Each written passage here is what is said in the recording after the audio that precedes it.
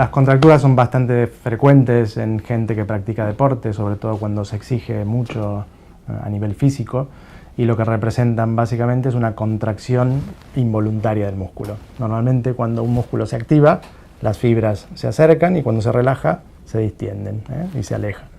En una contractura estas fibras quedan cogidas entre sí, entonces necesitarás un tratamiento que variará según la localización y el tipo de contractura, que puede ir desde aporte de calor y reposo hasta la indicación de colaboración con un fisioterapeuta.